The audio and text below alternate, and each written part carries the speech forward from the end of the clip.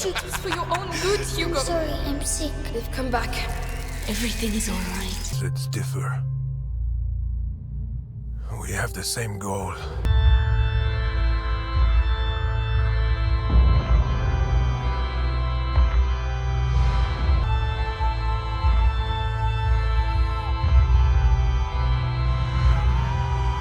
Yes, from Focus Interactive, the heroes of mid-tier level video games that this generation needs right now, publishing story-driven games that the market is starving for, such as Vampire, The Call of Cthulhu, and the upcoming Greedfall game, which actually looks pretty awesome, in tandem with the developer Asobo Studios, who took part in the creations of such games as Quantum Break Recore, The Crew 2, and other Disney Pixar games that are totally forgettable and throw away. But anyway, this is the Great Talon here, bringing you the prey of the day, and it is my Plague Tale Innocence review. Now, comes from these two, the publisher Focus Interactive Studios and, of course, Asobo Studios, the developer, comes arguably the best story-driven experience in a video game of 2019 that will blow your mind in terms of realistically dark nature and setting. It's incredible. In this stealth action thriller set in the Dark Ages, revolving around the bubonic plague and lots of rats. You will take on the role of a coming-of-age girl whose job is to protect her borderline autistic 5-year-old brother from the English Inquisition while trying to survive a horrible sickness engulfing parts of France and Europe. With some really moving voice acting, and a cast of lovable characters, let's break down this one-hit wonder to see why it has become one of my favorite games in recent memory. And as always, graphics are up first. I was quite shocked to find out a mid-level game such as A Plague Tale Innocence here boasts 4K enhancements, such as HDR, high dynamic range, which make the game look breathtaking at times when panned out and pulled back. Some of the effects of the fires and lighting as well, whether it be on the ground or outdoors, or whether you're present on a castle or cement walls, look so realistic at times you might find yourself extending your hand out to try and touch it on your screen on your TV. Might sound a little silly, but I found myself doing that several times. The character models, however, while they do look good most of the time, when zoomed in, really zoomed in, it does not look as enchanting as they do when the camera is panned or zoomed out. Granted, the developer and publisher are not considered a AAA material for that, and they don't have a AAA budget, so I would consider A Plague Tale here to be quantity over quality for the most part in graphics point of view. But it's still really good, folks. I mean, I'm not going to lie. The frame rate is around 30 FPS, frames per second. I noticed as I was playing on my Xbox One X, and there's minimal frame dips or lag when trekking about the landscapes.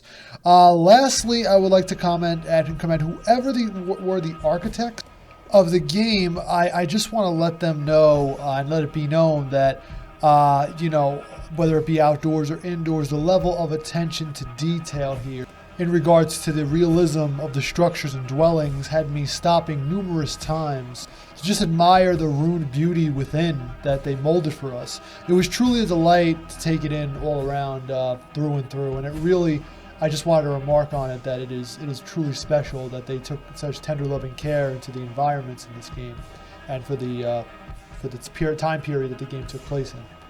Okay, so now a bit about the gameplay and the control. A Plague Tale Innocence is a third-person stealth action thriller game, and what do I mean by those three things, you may be wondering? Well, for starters, the game has a tremendous emphasis on stealth, especially in the first half of the game, where you are pretty much defenseless until you start upgrading your weapon at your disposal, and your slingshot becomes lethal. But in the beginning of the game, if you were caught by any of the guards, it's pretty much just a one-hit kill, unfortunately. However, since the game is designed to have controlled linear stealth path, there really is only one or two ways to proceed to not get caught, which makes the game as intense as it is trifling during most sections.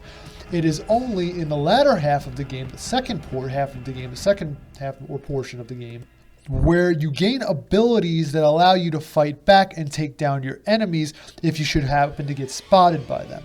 So therein lies the action segments. If you're spotted by an enemy, you can get on the offensive if you have upgraded your abilities to take them down before they reach you and get that one-hit KO on you. And the game is thrilling, combining both action and stealth together in a beautiful formula that even features moments where you have to outrun when you get outnumbered by the enemies if you so happen to get spotted by them. So therein lies the action segments, like I said before, and yeah, so if you get caught by any of the enemies like the Inquisition, you just have to run and book it if you're not fully prepared to take them down at the moment.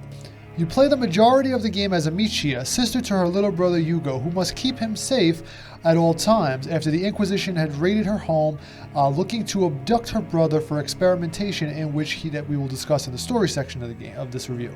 Amicia is equipped solely with a slingshot, which starts off as just being able to sling rocks around, but becomes quite expansive and elaborate as the game opens up the further you progress.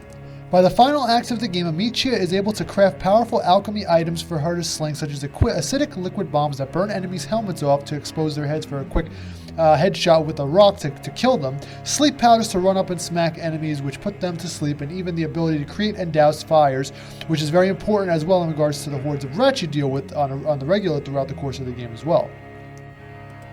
Also, Amicia gets to upgrade her abilities as well by finding and crafting materials within the game, and either finding a workstation to upgrade her material, her sling at and abilities at, or if she has the upgrade perk, which allows her to craft abilities and create abilities, upgrade abilities on the fly, there's also an option for that as well.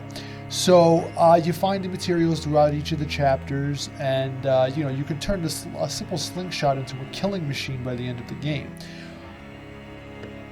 And by the time I reached the game's end, my sling was almost upgraded to max, and my sling was upgraded to max, and my other perks were I almost maxed out every perk because of the generous amount of crafting abilities and materials they give you throughout the first playthrough of the game, which I thought was pretty good.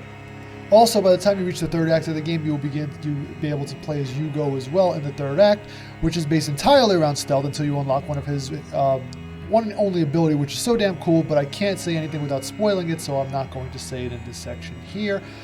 Just know that it is truly freaking awesome. It may be worth noting, too, that there are many puzzles that involve that revolve around fire and figuring out how to progress and get past hordes of rats that pop up and block your way.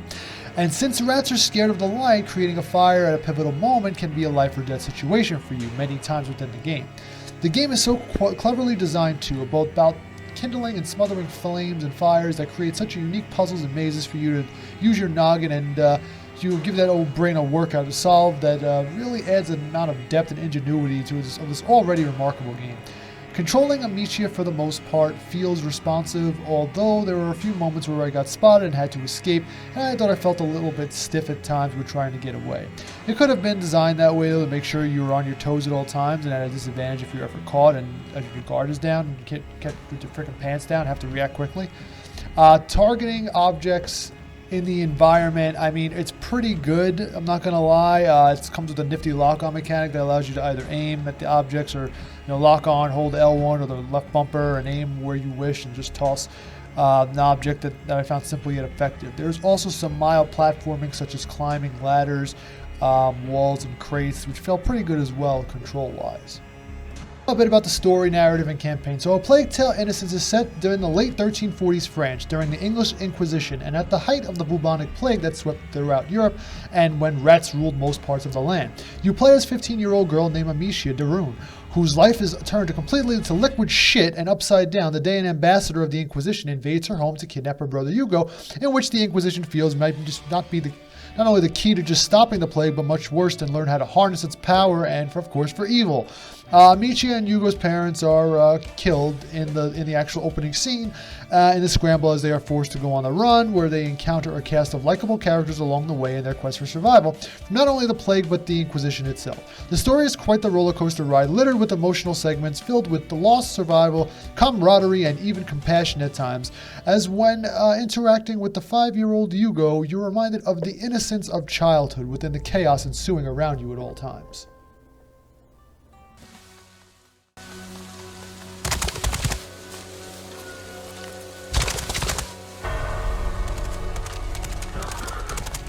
Madame, they are Amicia, here. you have to take your brother to Laurentius. The doctor? Yes, he helped me treat Hugo. He will look after you. And what about you? You do have not to come. need me, Amicia. You are. But I do need you. I need you.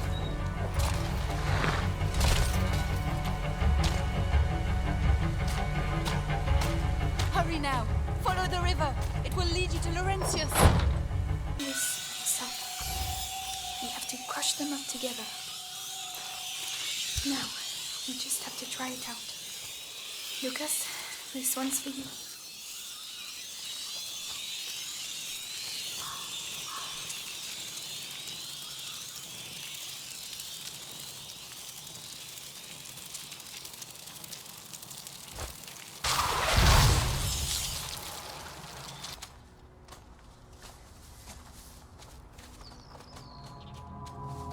Hey, saw one of ours along the trail earlier.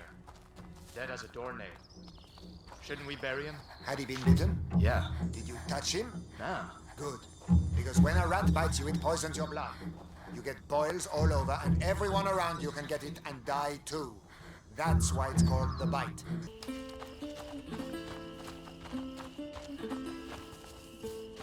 It's really dark. Maybe there's a monster in it.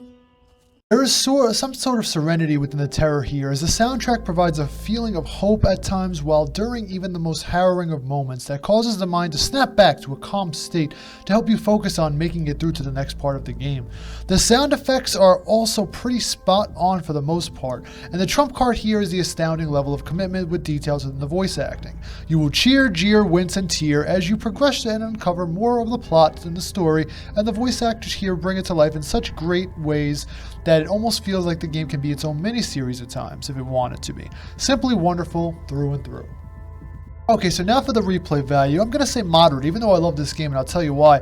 The campaign is 17 chapters long and will last you roughly about 12 to 14 hours, depending on your level of commitment as a completionist that you are.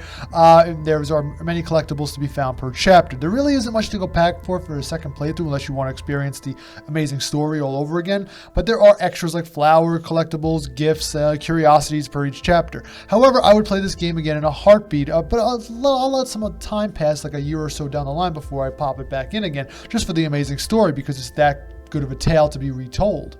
Now time for my overall score, and is it worth your time? A Plague Tale Innocence is getting a 9 out of 10 because it's going in my gaming Bible vault forever, as it's not only a keeper, but it is in my top 5 games of 2019 thus far, and I will hope it will stay there for a long time within the next 6 months too, because it deserves all the praise it has been getting. If you are a fan of stealth action thrillers, then look no further, as this game fires on all cylinders to deliver a heavily narrated stealth romp with action at times that will leave you thoroughly satisfied from the moment you fire it up to the moment the credits start rolling. I'm not sure where this game came from, but alas, I do not care. So that is my review of A Plague Tale Innocence. I hope you enjoyed it. So let me know what you think in the comments below. Like and subscribe if you haven't already. And I appreciate all your time and support and energy. I really do. And with that being said, I'll catch you guys on the next one. You have a great day, night, and life. And I will talk to you later. Thanks for stopping by. You must protect him, Amicia.